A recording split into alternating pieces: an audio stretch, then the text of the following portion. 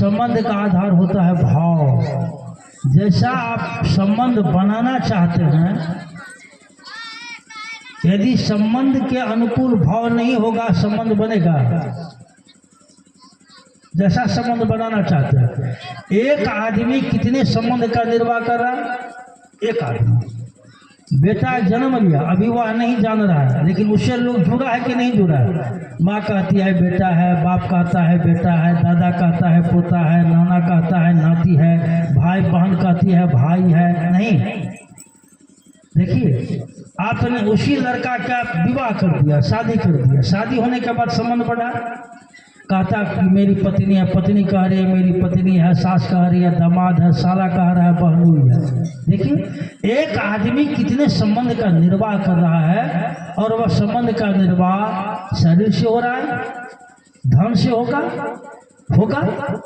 यदि आप कहेंगे धन से संबंध का निर्वाह होगा, बड़े बड़े धनवानों के घर में अभी सास और पुतों के बीच में पति पत्नी के बीच में कला चल रहा है, कोर्ट में मुकदमा है, धन से संबंध का निर्वाह कर लेता, कर पा रहा है क्या? इस मर्म को हम नहीं जान पा रहे हैं। इस रहस्य को बगैर शिव का शिशु में कोई जान भी नहीं सकता है। शिव शिशु पूरी दुनिया को दे भी रहा है, जान लीजिए। आपको अच्छा लगे या बुरा लगे, लेकिन जो सही बात है वह मैं बोलूंगा। हमको आप गाली दे दीजिए, वो मुझको मंजूर है, लेकिन सही चीज, क्योंकि आपने संसार को, धरती को सही चीज नहीं दे पाया कोई भी ज्ञानी आदमी। जैसा आप संबंध बनाना चाहते हैं, संबंध के अनुकूल यदि भाव नहीं रहेगा, संबंध नहीं बनेगा। पति पत्नी का संबंध, पति पत्नी का संबंध बनने के लिए पत्नी के मन में चाहिए पत्नी का भाव, अब पति के मन में चाहिए। यदि ऐसा नहीं होगा, बीच में तो मन करता है कहानी में आपको सुना दूं, संक्षेप में कहानी में आपको सुनाता हूँ, नाम भी शायद आप लोग सुने होंगे। एक राजा था, बहुत बड़ा राजा, भारत को, उसका नाम था भर्तृहरि। भर्तृहरि संक्षेप में, गाँव में बहुत साधु लोग हैं, सब सुन लीजिएगा। अब वो भर्तृहरि है, बहुत बड़ा राजा। भर्तृहरि की शादी होती है, बहुत अच्छी उनकी पत्नी है, उसका नाम है पिंगला। भर्तृहरि की पत्नी का नाम है पिंगला। शादी जब हुई तो समाज के लोगों ने पति पत्नी को एक घर में डाला। पिंगला बैठी हुए पलंग पर, आए भर्तृहरि। जैसे ही भर्तृहरि ने जिस पलंग पर पत्नी बैठी हुई है उस पलंग को छूता है, पलंग टूट जाती है। राजा दूसरा पलंग आए, उस पलंग पर भर्तृहरि पिंगला बैठी हुई है। जैसे ही भर्तृहरि उसको स्पर्श करेंगे, फिर पलंग टूट गई। और पलंग टूट रही है, पिंगला हंस रही है। अब भर्तृहरि के मन में प्रश्न खड़ा हो रहा है। पिंगला के हंसने से भर्तृहरि को हो जाता है गुस्सा। भर्तृहरि पूछ रहा है, यार गजब है, हमारी शादी हुई, हम आए, पलंग बार बार मेरे छूने से टूट रहा है, तुम हंस रही हो, हंसने का कारण क्या है? तब एक रास्ता देती है पिंगला, और उस रास्ते पर भर्तृहरि आगे बढ़ रहा है। आगे बढ़ते हुए कुछ वर्षों के बाद भर्तृहरि को उत्तर मिलता है कि वो जो आई थी पिंगला कभी भर्तृहरि को जन्म दी थी, भर्तृहरि की माँ थी। पिंगला है माँ के भाव में, पिंगला जान रही है कि यह मेरा बेटा है, और पिंगला है माँ के भाव में, भर्तृहरि है पति के भाव में। कोई महिला बैठी हो माँ के भाव में, उस महिला पर किसी पुरुष का नजर पड़े पत्नी के भाव में, संबंध बनेगा, रिश्ता होगा पति पत्नी का। यही है भाव। और भाव को आदमी चाहता है धन से खरीदने के लिए, तोलने के लिए नहीं चलेगा। आज संसार में विभिन्न प्रकार का जो विवाद खड़ा हो रहा है, परिवार में कोई भी विवाद है खड़ा, चाहे पति पत्नी के बीच हो, बाप बेटा के बीच हो, भाई भाई के बीच हो, पड़ोसी के बीच हो, आप जाति के नाम पर लड़ रहे हो, धर्म के नाम पर लड़ रहे हो, जी किसी भी प्रकार का विवाद है, आप देख लीजिए भाव के चलते सारा विवाद खड़ा हो रहा है। भाव बहुत महत्व रखता है। ज़्यादा इस पर बात नहीं करेंगे, फिर कभी आएंगे तो बात करेंगे। हम शिव के शिष्य, हम हैं शिव के शिष्य, मेरी पत्नी है शिव की शिष्या, मेरा बेटा है शिव का शिष्य, मेरे पिताजी है शिव के शिष्य। है कौन हो? शिव के शिष्य, यदि मेरे मन में शिष्य भाव है, मेरे पत्नी के मन में शिव गुरु के प्रति शिष्य का भाव है, हम दोनों गुरु के नजदीक, गुरु की दुनिया में गुरु भाई गुरु बहन है, संसार की दुनिया में पति पत्नी है।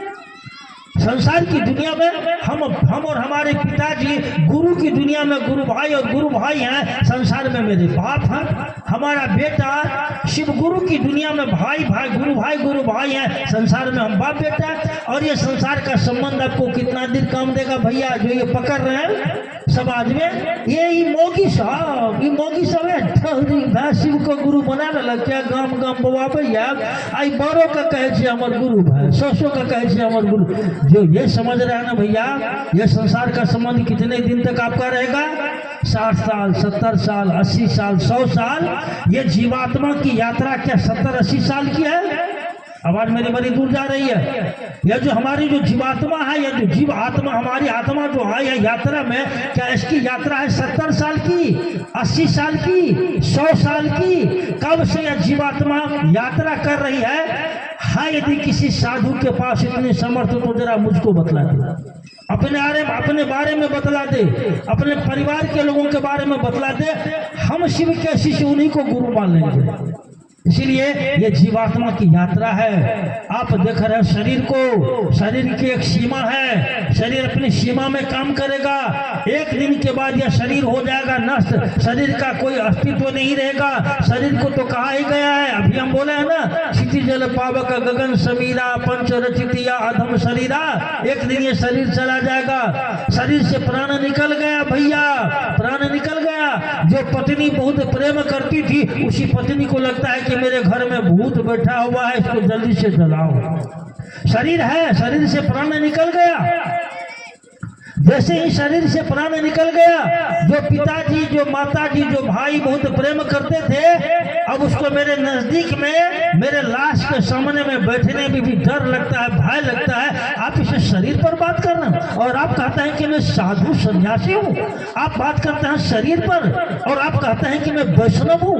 आप बात करते हैं शरीर पर, और आप कहते हैं कि ये शिव के शिष्य लोग क्या कर रहे हैं। अरे विचार कीजिए आप, शरीर की एक सीमा है, आध्यात्मिक की यात्रा, आध्यात्मिक की दुनिया शरीर की दुनिया से बहुत बाहर की यात्रा है। आइए शिव को गुरु बनाइए, तब आपको ये समझ में आएगा कि शिव के शिष्य लोग एक दूसरे को गुरु भाई और गुरु बहन क्यों बोलते हैं। आवाज मेरा थोड़ा कड़ा हुआ है, मेरे साथ है मजबूरी, मेरे साथ है लाचारी, क्योंकि हम देखते हैं कि आप शरीर को महत्वपूर्ण बना देते हैं। जब आप शरीर को महत्वपूर्ण बनाएंगे, कहाँ है भगवान राम शरीर में? क्यों भगवान राम की पूजा कर रहे हैं? कहाँ है भगवान कृष्ण शरीर में? लेकिन है कि नहीं है भगवान राम? है कि नहीं है भगवान कृष्ण? कहाँ दिखाई देते हैं शिव शरीर में? आप किसको जा रहे हैं मंदिर में जल देने के लिए? कबीर साहब ने तो लिख दिया, पाहन पूजे हरि मिले तो मैं पूजू पहाड़। पत्थर को पूजने से यदि भगवान मिल जाए, कबीर साहब ने कहा इससे अच्छा है मैं पहाड़ को पूज लूंगा। कहा पाहन पूजे हरि मिले तो मैं पूजू पहाड़, इससे अच्छी चक्की भली पीस खाए संसार। इसका अर्थ निकालिए तो क्या अर्थ निकलेगा इसका? कहा है ना कबीर साहब कि माता कहे या पुत्र हमारा, बहन कहे वीर मेरा, भाई कहे या भुजा हमारी, भुजा या भुजा हमारी, नारी कहे नर मेरा। शरीर से प्राण निकल गया, कहा माथा पकड़ के माता रोबे, भुजा पकड़ के भाई, लपट झपट के तिरिया, हरे बाप हमर बर मेरे नहीं, ये लपट झपट के तिरिया रोबे, हंस अकेला जाए। कौन है जो आया है? कौन है जिसके होने से आप किसी के बाप हैं, आप किसी के बेटा हैं, आप किसी के पति हैं, आप किसी के पत्नी हैं? कौन है जिसके चले जाने से बेटा मर गया, बाप मर गया, पत्नी मर गई, पति मर गए? अरे उसको जानना है, उसको समझना है। यह शिव की शिष्यता इस बात को जानने के लिए है, इस रहस्य को जानने के लिए है। और आप तो संसार के रिश्ते को देख रहे हैं। ये गुरु भाई कह रहा है, गुरुवान का ये आपके गांव में, इलाके में ये समस्या नहीं होगी, मैं जानता हूँ। आपके यहाँ शिव चर्चा बहुत दिनों से चल रही है, ये समस्या बहुत जगह लोग बोलते हैं, और समाज के ऐसे कुछ लोग हैं जिसको बोलते हैं कट्ठ विवादी लोग। ऐसे कट्ठ विवादी लोग इस प्रकार के प्रश्न खड़े करते हैं, इस प्रकार की बात बोलते हैं, यानी आप उस भेष में, भूषा में, उस प्रवृत्ति में चल भी रहे और आप आध्यात्म के मर्म को नहीं जानकर आपने इस क्षणभंगुर शरीर को महत्व दे दिया।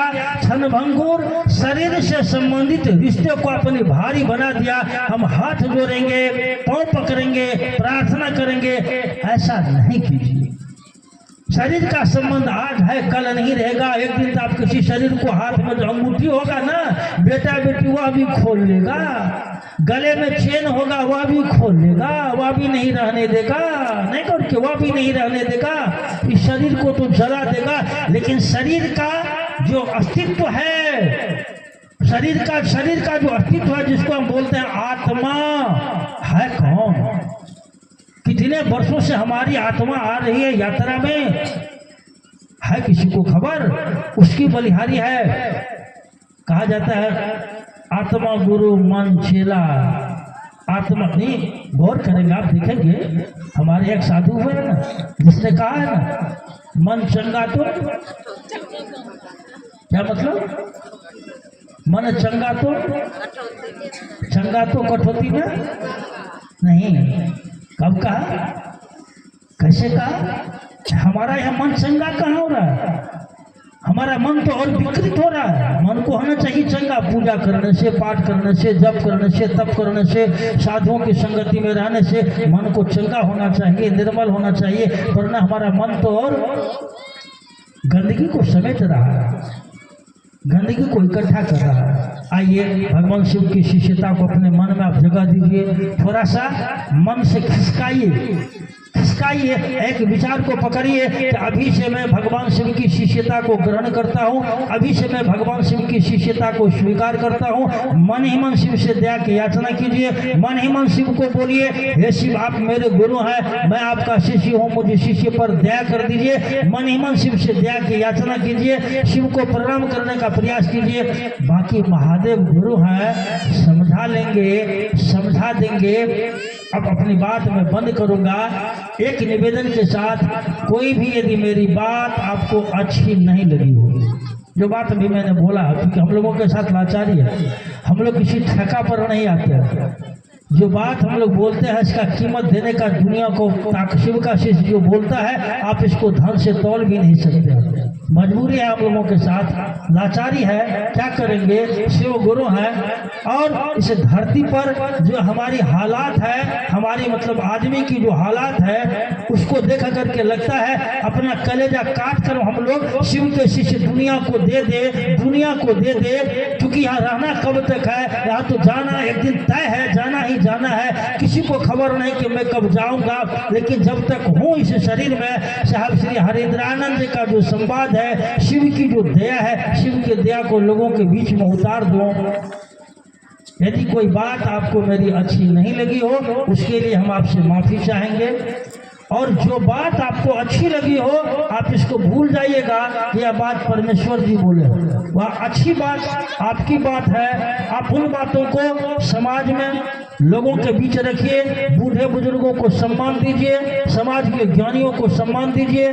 अपने हमारा जो पारिवारिक धर्म है, हम अपने पारिवारिक धर्म का निर्वाह करते हुए शिव की शिष्यता को धीरे धीरे अपनी ताकत, अपनी सामर्थ्य के अनुकूल हम आगे बढ़ाने का चेष्टा करें। इसी निवेदन और प्रार्थना के साथ इस कार्यक्रम को जिन लोगों ने आयोजित किया है, उन पर भी मेरे गुरु शिव महादेव की दया हो। जिन लोगों ने सहयोग किया है, हम अपने गुरु शिव से दया की याचना करेंगे, उन पर भी महादेव की दया हो, उनका मन भी शिव के शिष्य होने की दिशा में चले। और आप जितनी दूर तक मेरी आवाज जा रही है, हम तब सबों से प्रार्थना करेंगे, थोड़ा थोड़ा शिव की शिष्यता को अपने मन में, अपने दिल में आप जगह दीजिए। फिर मौका मिलेगा तो कभी बात करेंगे, खूब बात करेंगे, दिल से बात करेंगे, दिमाग से नहीं बात करेंगे। और तब तक मैं आपके तरह मेरा दिल भी खुल जाएगा। थोड़ा अपने दिल को आप खोलिए। आप सभी को मेरा प्रणाम।